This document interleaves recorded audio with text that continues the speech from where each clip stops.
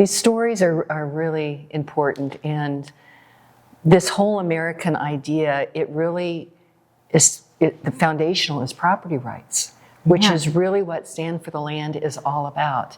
And it's certainly the land, but it's also the fruits of our labor, the things that we create. It's all of that.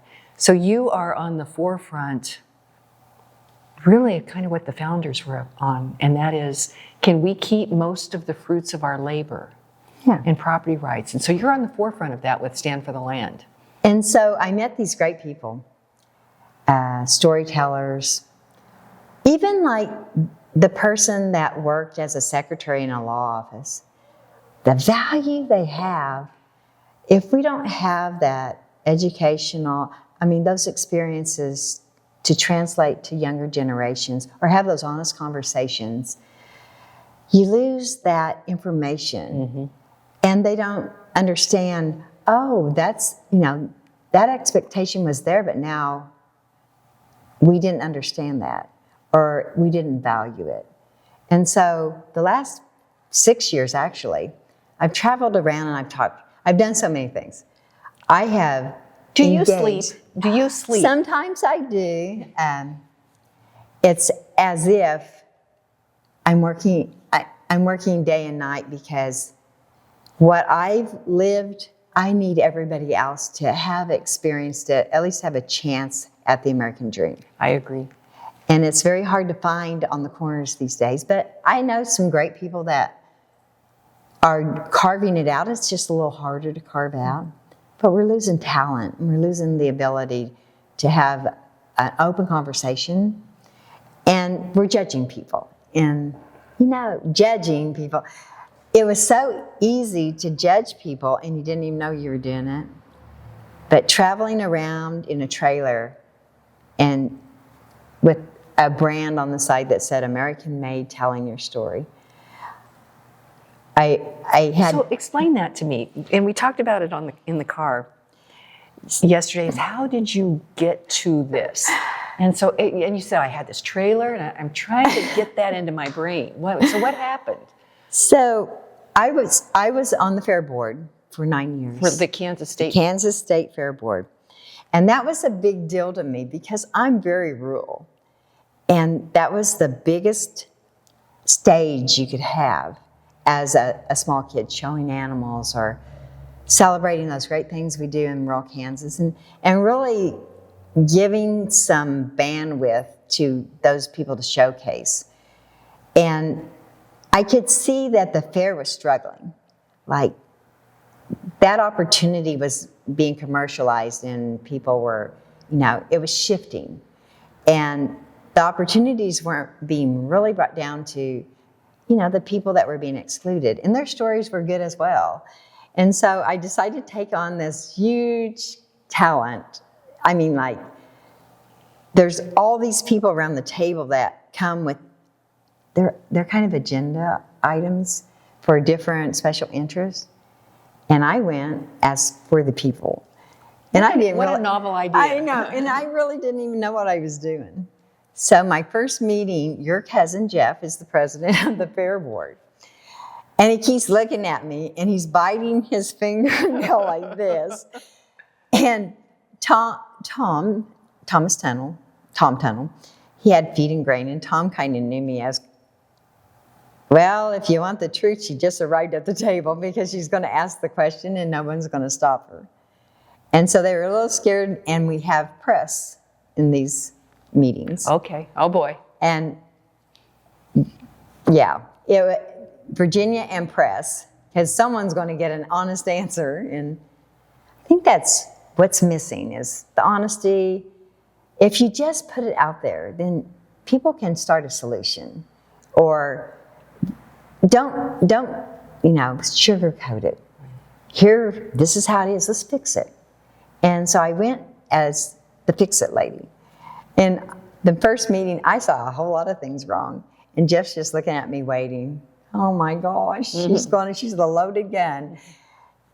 And I could see sometimes I say things and, they're just honest. And sometimes you got to be a little more strategic at the fair. Under the cameras and, you know. So you and my cousin Jeff, who introduced us, have become really good friends and have great regard for each other. We do. When you're on the fair board and you're building something that is going to be bigger than anything that had ever been a stage for agriculture, because I truly believe the role in Kansas of agriculture had been kind of milquetoast down, where it wasn't about the people as much as, you know, big special interests maybe. And when you take that away from the little kid in Columbus, Kansas that got to go to the state fair, those opportunities don't come along for those little towns. So it was, it really was a labor of love to change that direction and really have an opportunity for these kids to shine. And not just have one winner, but everybody goes home a winner. And that's kind of what we learned when we were young is, do you always want to be the winner or do you want to help the other guy be the winner? You know, which one weighs more? And it was always, you felt better when the other guy was a winner because it was something more special to him because you were always the winner. And, you know, you kind of get that when you've got so many siblings. And it was, it started, the first year was a little rough, but I learned if you have a reporter and they're asking hard questions and they've already got a judgment about you, you make them ride a ride with you. And at the end, everyone forgot what they were talking about and, you know, they forgot that they had an agenda and they came with an agenda and they left with a smile. Well, part of it, I think, is that she may have had a preconceived judgment about who you were, and you were able to disarm that when you came to a common ground of enjoying a ride. Absolutely. When you take that kind of tension out of the conversation, people don't know what great stories they have. And so when you wrap a trailer and it says American Made Telling Our Story, well, it was about a documentary, a shoot from the hip Virginia attempt. Now, this was what year? This was 2021. Okay. And what really mattered to me was everyone has a story, good, bad, or indifferent. And if you don't take the time to listen to someone's story, you really don't know them. And so we would just roll in these towns and... So you wrap a trailer. Mm-hmm. Now, are you pulling this trailer? And We what are. does it look like exactly? So it's a box trailer and it had a big flag on it. Okay. And it said, American Made Telling Our Story. Oh. Because communities matter. And so we would just roll into a town. And the first time I went out, here I'm armed with a little camera. I don't even know what I'm doing. And I go to Winfield, Kansas. And there's a lady, Tara, she rides this big bike thing on gravel. And it's a big race, and it's a very hard race to compete in. And she ends up in a little town of, you know, like Ark City. How do you do that? In Winfield? And she's like this big thing. So I see it, and I go, hey, you know, I'm this person, and can I get your story? Or would you like to, you know, talk about freedom? Or, you know, what made you do this in Winfield, Kansas? And I think she was a little bit like, whoa, you know, like, who is this lady? Well, and again, 2021, we're into COVID. That whole thing's going on. And I could tell she was like wondering, is this a trick? Because no one's ever asked me that. And so we get there, and me and my friend Adrian, and we don't even know what we're doing. And she says, okay, you have to go on the Tuesday bike ride with us. Adrian's never rode a bike. Oh my God. And she goes, well, I'll just put you on a double bike, like a bike built for two. Oh, and Adrian's never run. Never rode a bike. Hopefully she didn't put her in the front. No, I'm in the front and Adrian's in the back making me go like this. But it was like a challenge. Like, if you're really here, you know, I want you to experience what I experience every day. And I didn't really get that. I just thought it was fun. And we get on the bicycle and make for two. And I noticed we were going back and forth. And all of a sudden it was really, it kind of leveled out. And I hear this voice from a block away. Hey!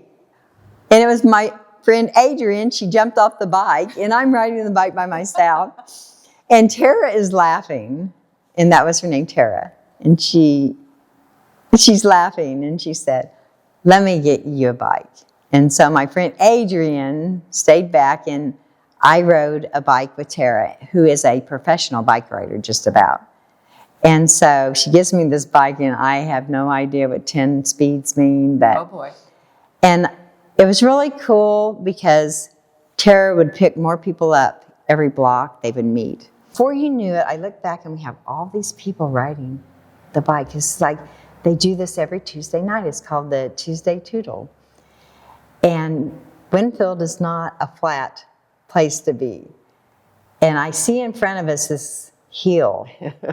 And I'm looking at the hill, and I'm already struggling because we're on mile number 4. And you're on gravel, too. Well, actually, we're in Winfield, but this group rides on gravel. Okay, got it. They race on gravel. And I'm like this. I said, Tara, are we going up that hill? And she smiled real big, and she said, well, yes, we are. And she said, you might want to take the gear down to this. And I'm like, okay. Like, I just kind of played along. And I was like halfway up the hill going, please, God, get me up the hill so I can get the story. And I got to the hill top, and I was right there, and I was so glad I made it up the hill. But then when I looked at the other side, it was straight down. And, you know, I was so out of my comfort zone. But she turned around to me and she said, if you made it this far with me, we're going to do the interview. And we went down that hill, and it was like, I have a new friend now. I haven't known her but maybe 30 minutes. She thinks I'm some kind of, she doesn't know what I am. And all her friends know what she's thinking, and now I'm their friend because I made it up the hill. But when going down was a little rough because she said, you might want to take that gear down to this and hold on. And when we got back, we had ridden 11 miles. Wow. You proved yourself. I proved myself. And so I was ready to leave. And she said, aren't we going to do the story? We were sweaty and we were hot. And I thought, no, we're going to do the story. And So then what happened? Did you do a video story, or what did that look like exactly? so I roll in here like I know what I'm doing. And I set That's up always a good idea. Yeah, you got to show that confidence. And I set everything up, and we start recording. And it was more like an interview of her, and she was sitting there, and I was asking her these questions. She was from Missouri, and she grew up in the rice, like the rice paddies and those kind of crops. And she said, there was no house around me for 10 miles. So when I got a bike, I had freedom. Freedom. And when she said that word, there was something in her eye that made her start remembering what it was like.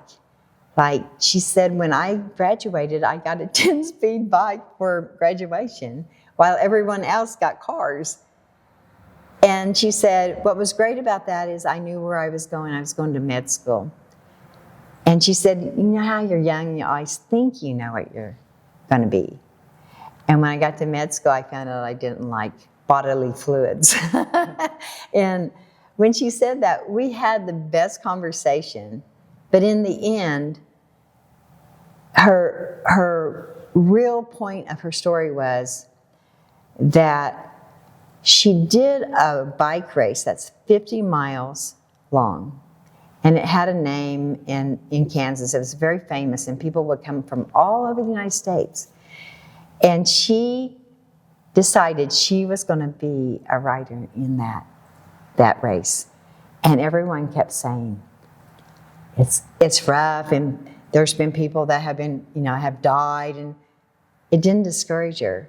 So she trained for 1 year, and she thought she had this one. And it wasn't 30 minutes into the race, it started just raining, torrential rain. And by mile number 30, she was thinking, what the heck am I doing? And it was the greatest interview that ever, out of the gate, for a novice and an amateur like me to capture, because it's so honest. And I thought, wow, this caliber story, I'm not geared. I feel like I'm underqualified, because when someone hands you their story, It's a treasure. It's a treasure. It And is. I know that you see that on the radio, because you bring a lot of raw conversation. It's live. Mm-hmm. And people say things that they really feel. And when you let them talk about their story, they really see how great their story is and how unique. So it's the unique experience.